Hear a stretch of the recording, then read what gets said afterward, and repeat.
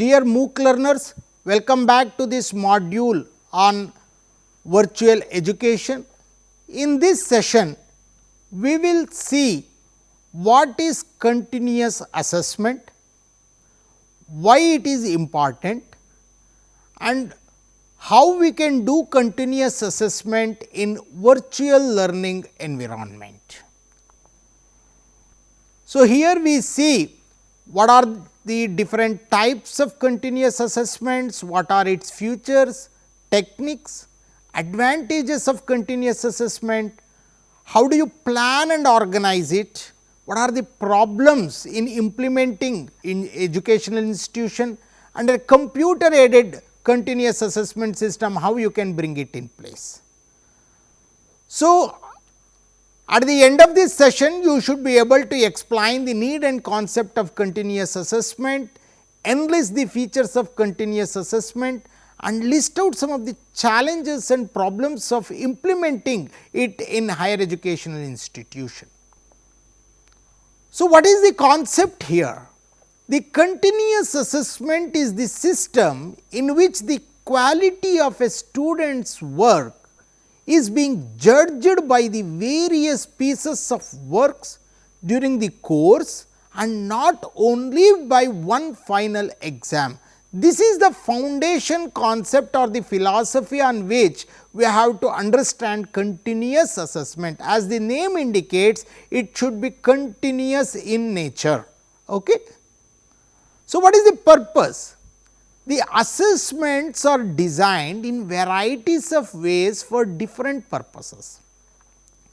There are two things. One is standardized assessments that are designed and scored in a standard manner, like you have a multiple choice questions format, they are called MCQs. The other one is standards referenced or standards based assessments, which are designed to measure how well the students have mastered the specific knowledge and skills described in the state or national learning standards. Unfortunately, we do not have such kind of national learning standard, but we follow the one which are being practiced in the rest of the places. So, now the continuous assessment is a form of educational examination that evaluates a student's progress throughout a prescribed course. So, it is often used as an alternative to the final examination system, which was conducted long back. Okay? Earlier, we used to have only one final examination. Nowadays, it is not encouraged in an educational practice. It also contains the proponents. What are the proponents of continuous assessment? And the proponents argue that the approach allows tracking the progress and has the chance of offering students more support, guidance and opportunities to improve during the course or the program. So, an example, the learners are given mini presentations on their favorite films as a follow up activity after reading about the history of a cinema. The teacher evaluates their presentations and uses the result as a part of their final result. Hope we are understanding the context of continuous assessment. So, here the assessments are used for wide varieties of purpose in schools and educational institutions. There are typically three types of assessments. One is a formative assessment, another one is called a summative assessment. So, in between there is one more called as initial assessment. So, now the continuous assessment involves initial assessment, formative assessment and also summative assessment. It is the combination of all the three. So, now what is a formative assessment? Formative assessments are in process evaluation of students learning that are typically administered multiple times during a unit or a course or an academic program. Similarly, summative assessments are used to evaluate the student learning at the conclusion of a specific instructional period, typically the end of the unit or end of the course or semester or a program or an year. So, what is a continuous assessment? As the name suggests, continuous means frequent analysis of learning performance, right. So, continuous assessment is a form of educational examination that evaluates students' progress throughout a prescribed course. It allows tracking of progress and offers students more guidance and opportunities to improve during the course or a program. And this method is also called as curriculum integrated assessment or embedded assessment. What are the 6 steps to continuous improvement of students' learning? Identify the goals, identify the objectives, then you specify the approaches, specify what measures, then share the results and make changes. Please see, assessment is for improving the learning, not just for judging the students. Okay? So, what is this CCE? We call it continuous comprehensive evaluation. Continuous means regular and continuous activities conducted throughout the year to achieve all round development. It is comprehensive mental, emotional and physical aspects of the student's progress, that is all round development of the student is considered, and variety of tools and techniques are used to assess and evaluate the student's progress. Okay, it is not just paper based examinations. So, now what are the different type of continuous assessments and how to suggest and what is the media that can be used? In written assessments, when you are taking the written papers, you can give either problem solving based questions, long or short answer questions or multiple choice questions. So, in case of problem solving questions, the theoretical exercises, tutorials, weekly assignments, including feedback from the teaching assistant or the peers can be considered, and problem solving as an here what we do is in problem solving as an assignment or tests in the blackboard or LMS. Blackboard here is used in the context of learning management system. Okay. Blackboard is also, I think majority may be knowing, Blackboard is also used as a substitute for Moodle or LMS. Okay. Now, what we do in long or short answer type? Written assessments. So, here I request you please see the Blackboard can be even replaced by Moodle. Okay. The written in long or short answers, the written assignments, preferably several small assignments are compared to one the large, and teachers or the peer feedback using the assessment criteria, and feedback can focus on the selected parts here. Okay. Here the assignments either in Moodle or Blackboard or in LMS with or without assessment criteria or interfaces. Here discuss even the discussion forum in the Moodle or the Blackboard or the LMS with or without the assessment criteria can be used. You can use wiki pages a vocabulary can be developed by the students in either Blackboard or Moodle or LMS.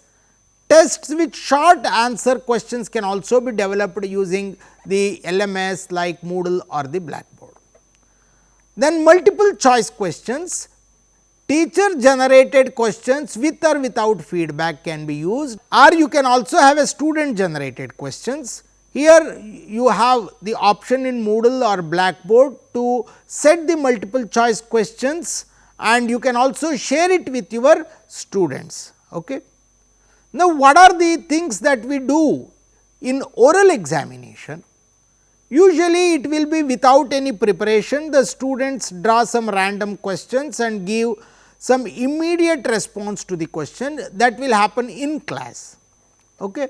The others are with preparation, you can with aids, the students presentations or dissertations or defense based on previous work can be given as a part of oral presentation, that happens in our seminar, project viva and many other things. Here the students will give the presentation in the class with the feedback from instructor or from the peers.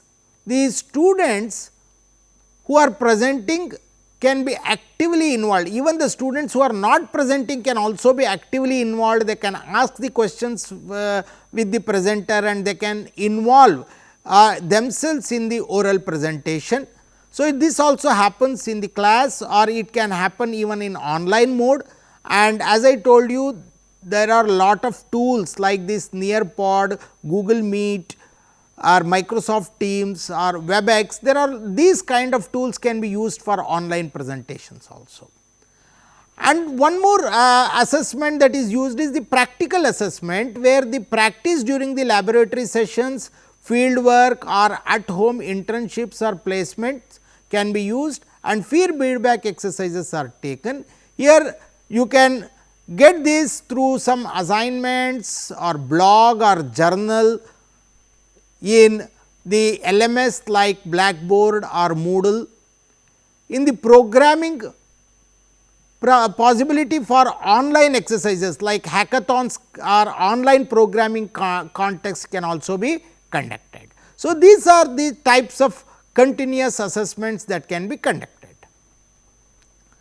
Now, what are the techniques of continuous assessment?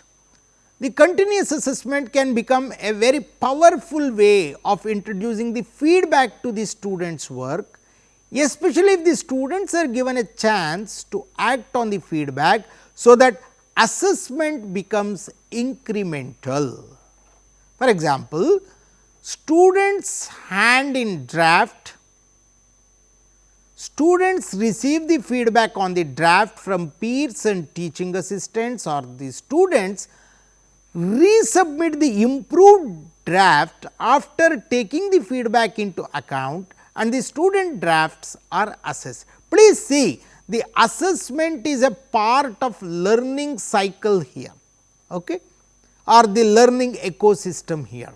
So, through the continuous assessment, students will progressively improve, that is the criteria.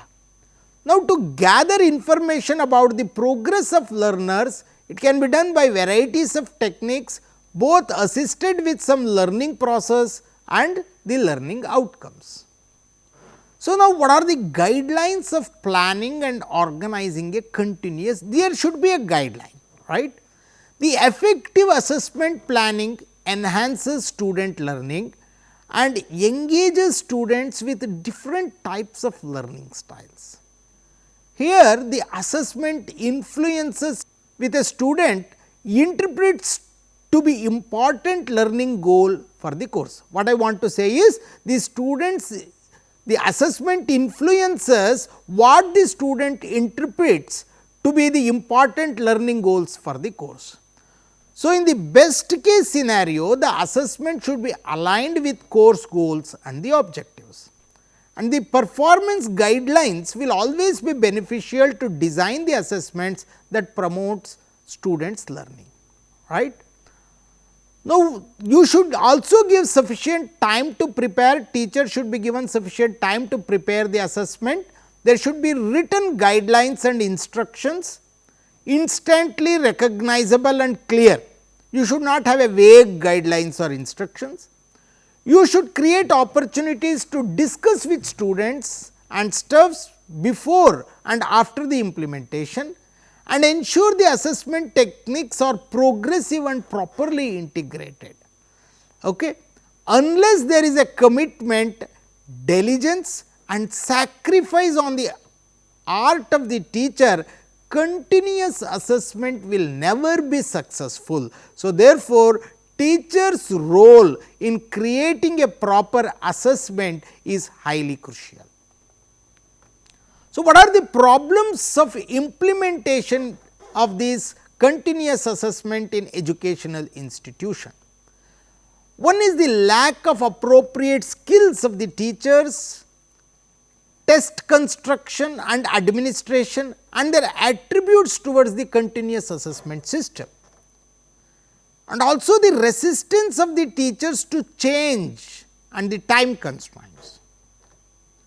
The lack of keen observation to assess the effective outcomes, and lack of knowledge about basic arithmetical operations of addition and multiplication while scoring, like how to calculate the mean of the students' progress. So, you should know some kind of minimum statistics to perform an effective scoring. Okay. So, what are the techniques that we use in continuous assessments? The question and answers in the lesson, short tests or quizzes, homework exercises and assignments, class tests, group exercises, projects and exercises with short, extended or multiple choice answers. Okay.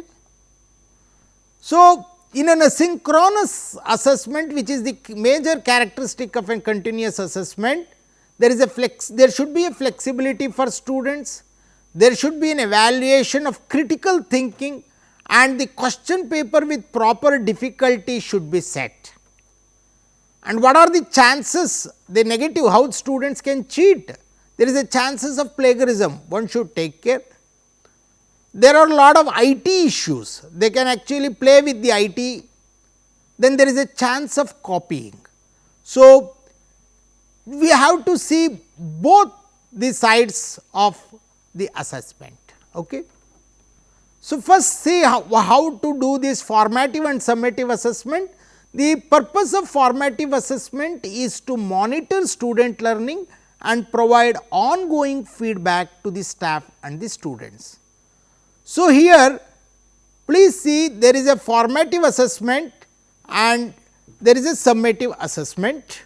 There are certain things like you have to say the state of assessments, then distinct benchmarks, end of the unit or the term assessments and the standard based assessments. Similarly, in formative assessment there will be quizzes, objective type questions, homeworks or classworks, then many other activities that can be created as a part of formative assessment. Summative assessments evaluate the student learning at the end of an instructional unit by comparing it against some standard or the benchmark. Okay. So, now what is the assessment cycle? The assessment cycle includes, first you have to develop the program mission and the outcome in the first phase, then design an assessment plan, then you should have an implementation plan and you should gather information, then interpret and evaluate the information, and finally, you should modify and improve. So, in the first phase, while you develop the program mission and outcome, you should ensure that your assessment plan should be in par with the program mission and the outcomes, and your assessment plan should be implementable. Okay. And you should have a proper assessment plan, so that you should not go back and revert your assessment plan. Similarly, you should have to frequently interpret and evaluate the information that you gather from the assessment, and finally, you keep modifying your assessment plan and improve your assessment depending upon the feedback that you get. So, this is the e-assessment process that happens. So, what is the assessment trends in education? As you know, formative assessment is ongoing, differentiated and frequent. Standard based grading, we have transparency, growth and competency based. Actionable data, we get actionable data with recent data, visual data, feedback loops and many things, and fewer final, you should not have too many final exams. In the final exam should be innovative with reduced stress and clear insights. These are the trends in assessment. So, as I told you, there are two kinds, asynchronous and synchronous. In asynchronous, you are creating an online presence and a cooperative learning community, and in asynchronous, you have content delivery. In between, you have active learning task, which has lot of scope for implementing continuous assessment. So, now the assessments, as I told you, has an assessment methodology, like whether you have a disc based assessment or Myers-Briggs type of assessment. People have confusion what type of methodology to be used in what scenario, but you have to choose the right methodology for the right situation. And when it comes to an assessment tool, you can either go for a software based or a tool or ICT based tool, or you can have an assessment for using pen and paper. So, the assessment can serve different purpose. The assessment is used to assign grades and certify the mastery level. It is used to determine the progress. It is used to identify the strength and weakness of the students. It is used to motivate the students to study. It is used for creating a learning activity. It is used to give feedback to the students, to give feedback for the teachers also, and it can be used for judgment and also learning. But please ensure that you use assessment to foster learning, learn about the learning and improve learning, and not only for judgment. Now, how the assessment assesses the extent to which the program objectives are achieved? You should ensure that your assessment is having general and subject objectives, process and product objectives, and knowledge and skill objectives. All three are met. Your assessment should meet the general and subject objectives, process and product objectives, and knowledge and skill objectives. At all three levels, your assessment should be met. So, you have to match the assessment task to the objectives and make the criteria explicit and clear to the students. Then only you can have a successful assessment. There are different methods that are appropriate for different assessment purpose and for different program objectives. As I told you, there is a quiz, examination, essay, multiple choice, reports, dissertation and thesis, projects, composition and so on. And even for judging performance, even the performance, maybe a dance performance or a solo performance like that, journal, portfolio, self assessment, peer assessment, group assessment, concept maps and heuristics, they are all used for different objectives. So, you have to use the mix of the methods. Okay. These are some examples of assessment types. You can have a small written assignments, you can have student presentation and seminars, practical skill test, portfolio, active participation, multiple choice questions and similar. All these things can be the part of our e-assessment criteria also. And the guidelines for planning and organizing the continuous assessment, students should not be overstressed, sufficient time should be given to prepare. You should have a written guidelines and instructions, instantly recognizable and clear. You have to create opportunity to discuss with students and stuff before and after implementation. You have to ensure assessment technique is progressive and properly integrated. The continuous assessment should engage students in reaching their full potential. You have to improve the quality of instruction.